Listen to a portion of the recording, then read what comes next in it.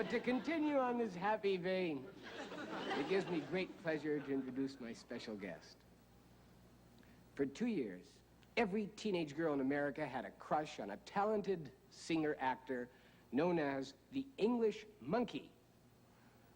To be known as the English Monkey and have anyone have a crush on you, you've got to have a lot going for you. He's here tonight to show exactly what he does have going for him. Ladies and gentlemen, David Jones.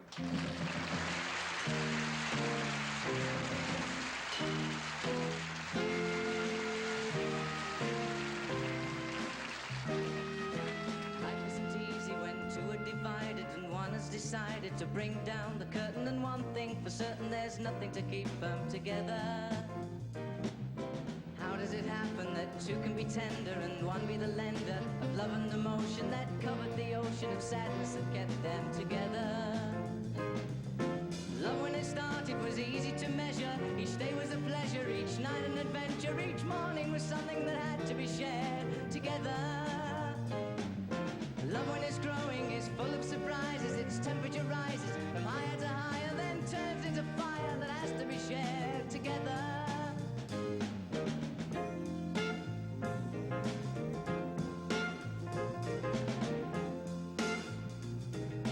Then came the sadness that followed the laughter, and shortly thereafter a dream had exploded. A promise was broken, now few words are spoken together.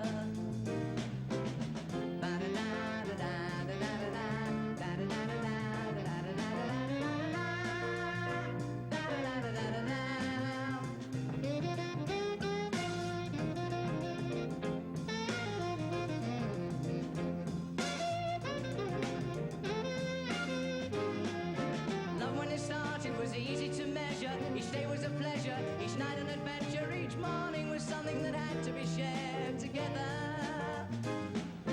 Love when it's growing is full of surprises. Its temperature rises from higher to higher, then turns into fire that has to be shared together.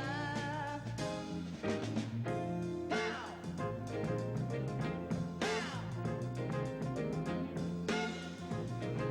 Then came the sadness that followed the laughter, and shortly thereafter a dream had exploded. A promise was broken, now few words are spoken together.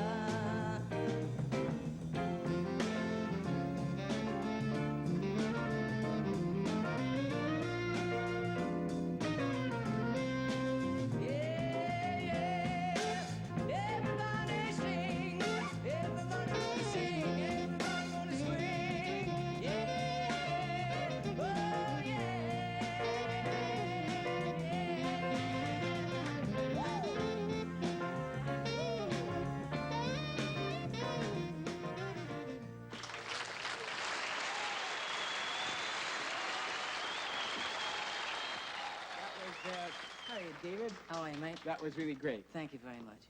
It's really nice to have you on the show.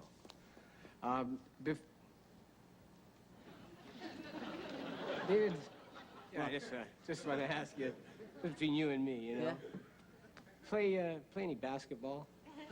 Well, occasionally I play a one-on-one game with Paul Anka. But, you know, coming from England, basketball really isn't my sport. Oh, it isn't? No. What is your sport? Boxing. I'm really fair. I'm pretty fair. I'm a fair amateur boxer. Yeah? And I know how you like to compete with your guests in some way or another. Oh, no. How about you and I go in a couple of rounds? It's really nice of you. There's no point in that, David. Why not? If I tell you there's no point in it, David, there's no point in the boxing. Just because you wouldn't be able to lay a finger on me. You think not, huh? No, I happen to know not, David. How do you know not? Because while you'd be lacing your gloves, I'd be speeding first class by jet to New York.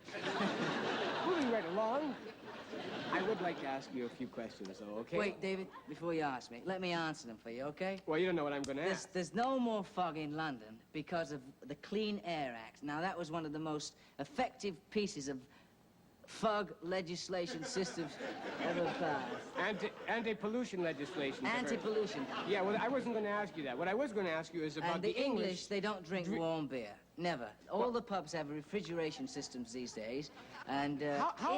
India was lost way before I was born. I knew nothing about that.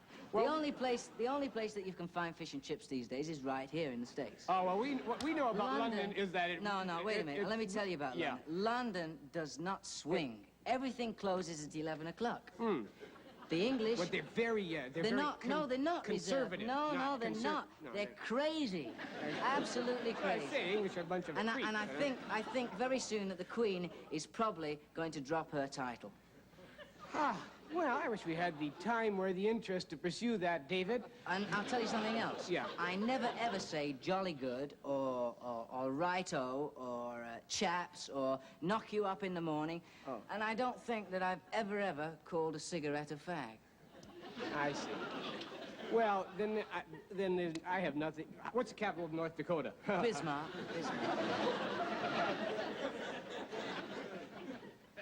Well, that's it. It is Bismarck. Absolutely correct. Old boy. Jolly well done. Bet you many of your friends don't know you to be the religious freak that I do. But it happens to be true. Bless you, my son.